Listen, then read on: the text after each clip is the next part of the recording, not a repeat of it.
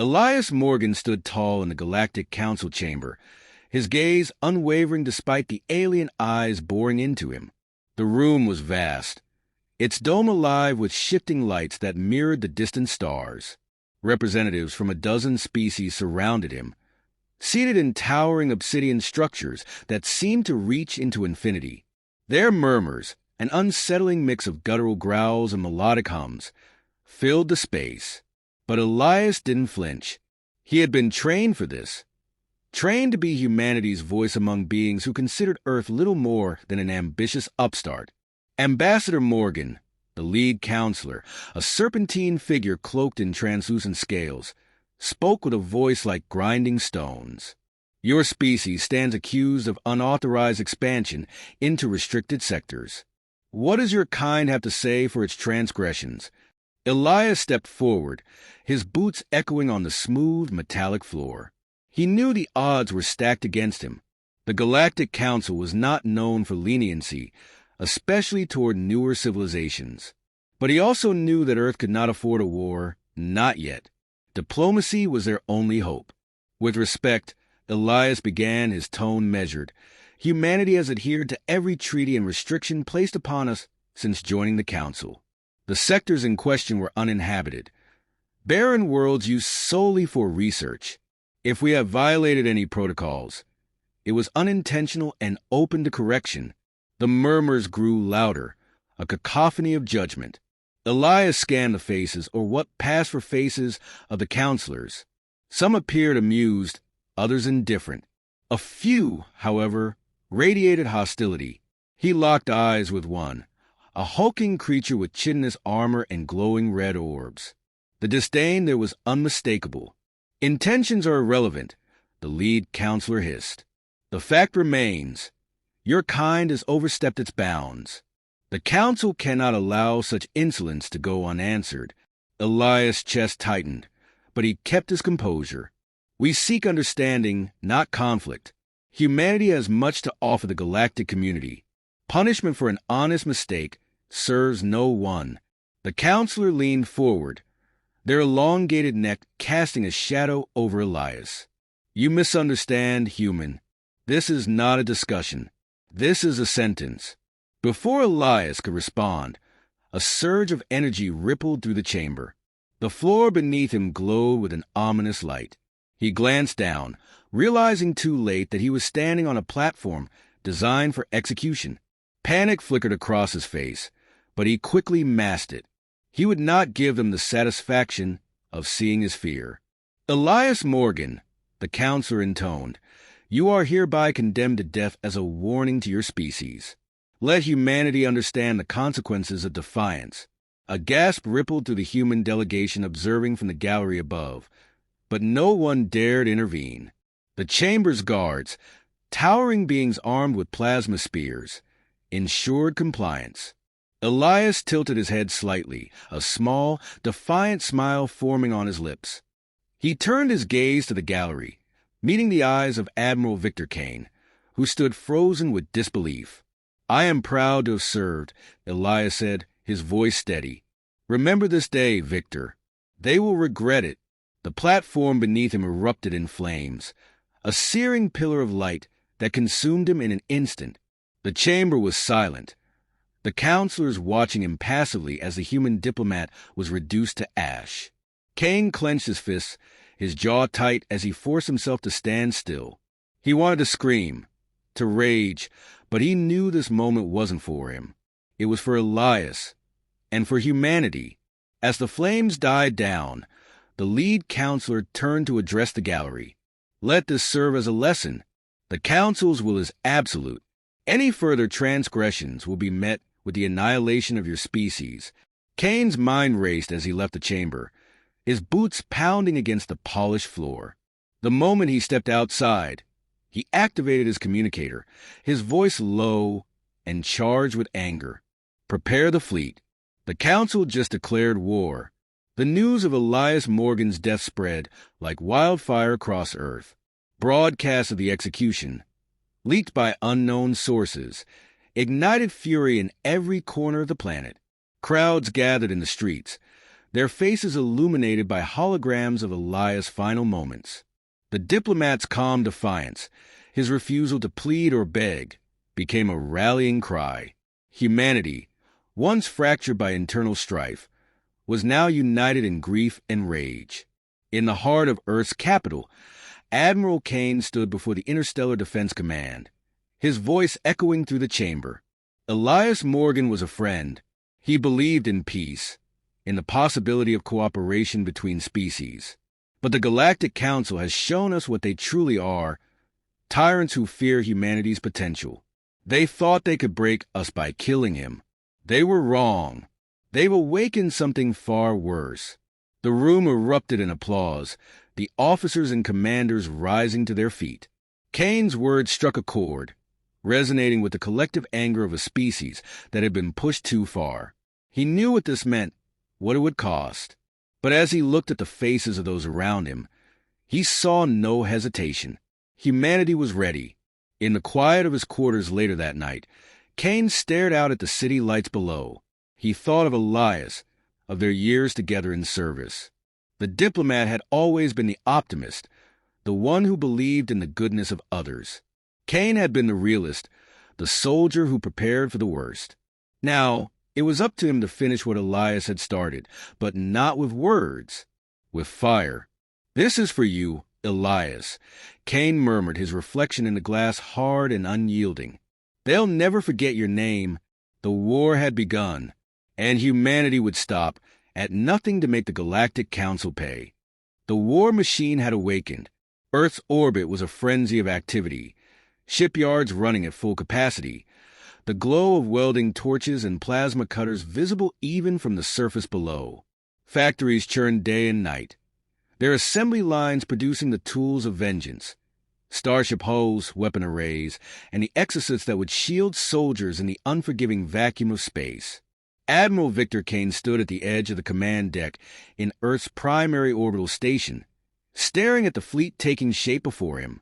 These ships weren't just vessels. They were humanity's answer to the Galactic Council's arrogance. "Status report," Kane barked, his voice sharp enough to cut through the hum of the room. Commander Eric Voss, his most trusted officer, stepped forward, datapad in hand. "We've outfitted 70% of the fleet with the new plasma railguns. The remaining vessels will be ready within the next 2 weeks. Ground forces are mobilizing as well. Cyrannus Prime's invasion plan is nearly finalized." Kane nodded, his expression unreadable. "And the recruits? How are they holding up?" Voss hesitated for a moment, then answered, "Determined but green.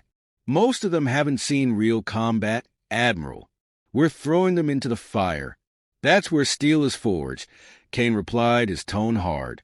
"They'll either learn fast or die faster. Either way, we don't have the luxury of time." He turned back to the viewport, his mind racing through the logistics of the coming war. The Council's execution of Elias Morgan had been more than a provocation.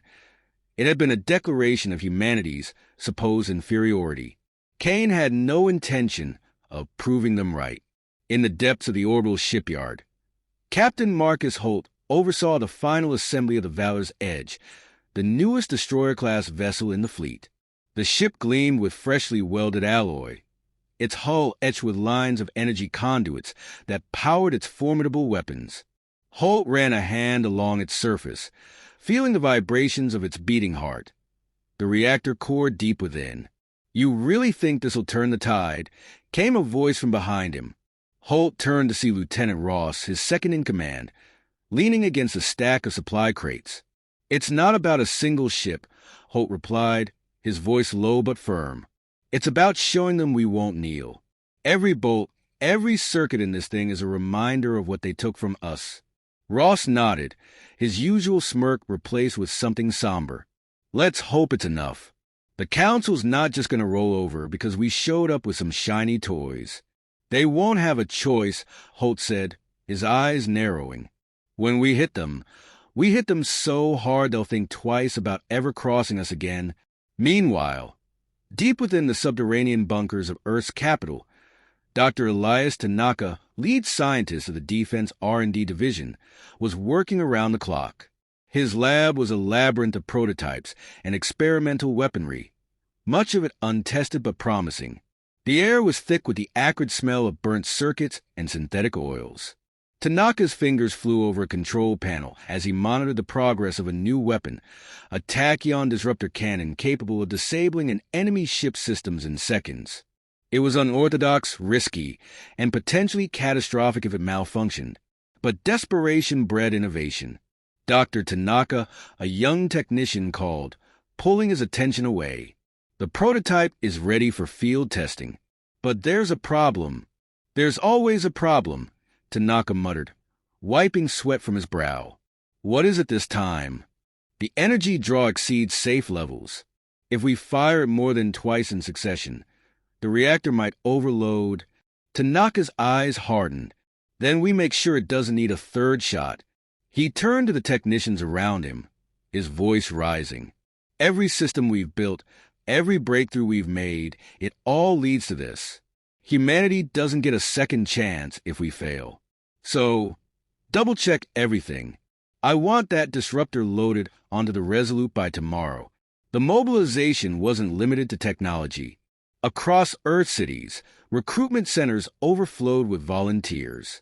Young men and women, driven by anger and a thirst for justice, lined up to enlist. Some were farmers, others engineers, but all shared the same grim determination. They were no longer just citizens of Earth. They were soldiers of humanity. Among the recruits was Corporal Darius Cole, a mechanic-turned-marksman whose skill with a rifle had earned him a spot in the elite Orbital Assault Corps. He stood in the training yard, his sharp eyes scanning the line of fresh recruits fumbling with their weapons. "Keep your grip tight," he instructed a nervous young man struggling to load his rifle. "The recoil's gonna knock you on your ass if you don't." The recruit nodded, adjusting his stance. Cole clapped him on the shoulder. "Good. Now, hit that target like it owes you money." A distant explosion rattled the training yard as one of the orbital shipyards tested a new weapon. The recruits flinched, but Cole didn't even blink. "Get used to that sound," he said, his voice carrying over the yard. "Because when we hit the council, it's going to be 10 times louder." Back on the Resolute, Kane convened with his senior officers in the war room, a dimly lit chamber dominated by a massive holographic display of the galaxy. Red markers indicated the Council's strongholds, while blue represented humanity's fledgling presence. "Our first target is Cyrannus Prime," Kane began, his voice cutting through the tension. "It's a heavily fortified logistics hub. If we take it, we cut off their supply lines to the outer sectors." Voss stepped forward, pointing to a cluster of red markers around the planet. "They've got a fleet station there. We'll be walking into a meat grinder. Then we grind them first," Kane replied, his tone ice-cold. "We hit their orbital defenses hard, force them to divert resources, and then send in the ground teams to take the planet." "Holt, that's where you come in." Holt, who had been standing quietly at the edge of the room, nodded. "I'll get it done, sir. Just make sure we've got air support when we need it." "You'll have it," Kane assured him. "Failure is not an option. The Council thinks they can break us. Let's show them what happens when humanity fights back." As the meeting adjourned, Kane lingered in the war room, staring at the holographic display. His reflection in the glass seemed older, more weathered. He thought of Elias Morgan, of the promise the Diplomat had carried into the Council chamber. "This isn't the galaxy we wanted," Kane murmured to himself, "but it's the one we've got, and we'll damn well make it ours."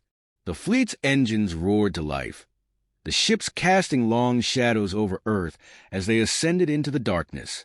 Humanity's war machine was in motion, its purpose clear and unstoppable. The Council had started this. Humanity would finish it.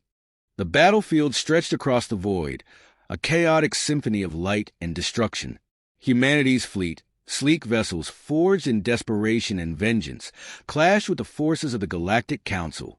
Admiral Victor Kane stood on the bridge of the Resolute, Earth's flagship, his steel-gray eyes fixed on the holographic display projecting the battle's unfolding chaos. Every pulse of energy and explosion was another life spent, Another step toward retribution. He gripped the edge of the console, his knuckles white, his voice sharp as he barked orders. Shift the second wave to Sector 3. Voss, keep their flanking ships pinned. Kane's tone left no room for argument. The Resolute's deck hummed with activity as officers scrambled to execute his commands. Admiral, enemy dreadnoughts moving to reinforce their central line, reported Lieutenant Hayes, her voice tight with urgency. Kane nodded curtly, his mind working through the possibilities. Then we break it before they arrive.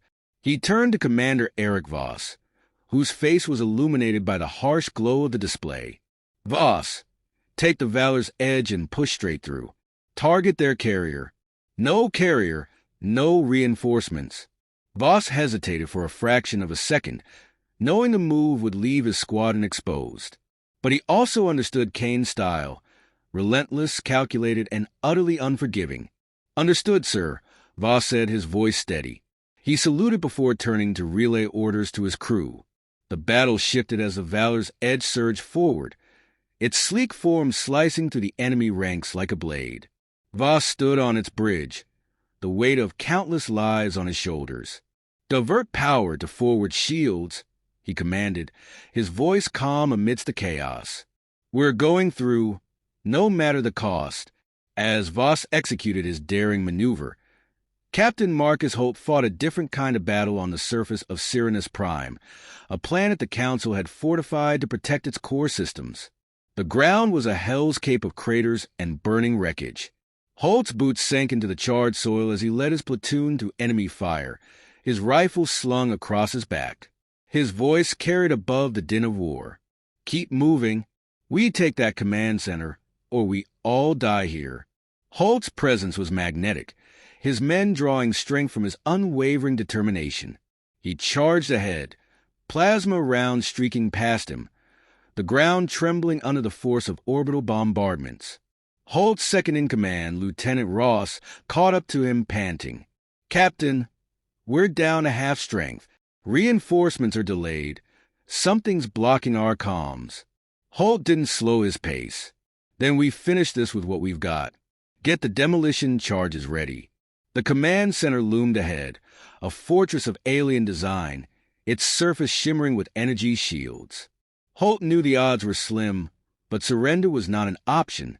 He signaled his men to fan out, laying down suppressive fire as he led a small team to plant charges at the shield generators. Back in orbit, the Valor's edge reached the enemy carrier, its guns blazing. Voss stood firm as the ship rocked under heavy fire. Target the reactor core, he ordered. One shot, that's all we need. The ship's main cannon fired, a beam of concentrated energy piercing through the carrier's hull. A moment later, the enemy ship erupted in a brilliant explosion, the shockwave rippling through the battlefield. Voss allowed himself a brief moment of satisfaction before returning to the grim reality of the fight. On Cyrannus Prime, Holt's team detonated the charges, the generators erupting in a cascade of sparks. The shield around the command center flickered and collapsed. Move in, Holt shouted, his men surging forward. Inside, they fought room by room, the alien defenders putting up fierce resistance. Holt's rifle was an extension of himself, each shot precise, each movement deliberate. He reached the command room, where a council officer awaited him, its many eyes fixed on the human intruder. The alien spoke in a guttural language, its tone dripping with disdain. Holt didn't respond. He raised his weapon and fired. With the command center secured, the Council's forces on Cyrannus Prime began to falter. The tide was turning, but Holt knew the war was far from over. He activated his comms, the static clearing as the interference subsided. Cyrannus Prime secured, awaiting further orders. Admiral Kane received the report with grim satisfaction. Good work, Holt, he said. But we're not done yet. The Council's core systems are still intact. We take this fight to their homeworld. The Resolute led the charge, humanity's fleet converging on the Council's stronghold. The enemy's defenses were formidable, their fleets vast and ancient. But Kane knew their weakness: arrogance. The Council had never faced an enemy willing to sacrifice everything for victory. The final battle was a maelstrom of destruction, humanity's ships weaving through enemy lines with precision and ferocity. Kane stood at the center of it all, his voice commanding, his presence unshakable. All ships, focus fire on their command station. This ends now. As the fleet pressed forward, the Resolute bore the brunt of the enemy's retaliation. Explosions rocked the ship, alarms blaring as systems failed one by one. "Admiral, we've lost aft shields," Hayes reported, her voice strained. Kane didn't flinch. "Hold course. We're taking that station." On the station itself, Holt and his ground forces fought their way through endless corridors, the air thick with smoke and the stench of burning metal. He pushed himself beyond exhaustion, his only thought the mission. Finally, Holt reached the station's control center. He planted the charges, his hands steady despite the chaos around him. "This is for Elias," he muttered before activating the timer. The charges detonated, the station erupting in a cascade of fire and debris. The shockwave rippled through the Council's fleet, their formations collapsing as humanity's ships pressed the advantage. On the bridge of the Resolute, Kane watched as the Council's forces began to retreat.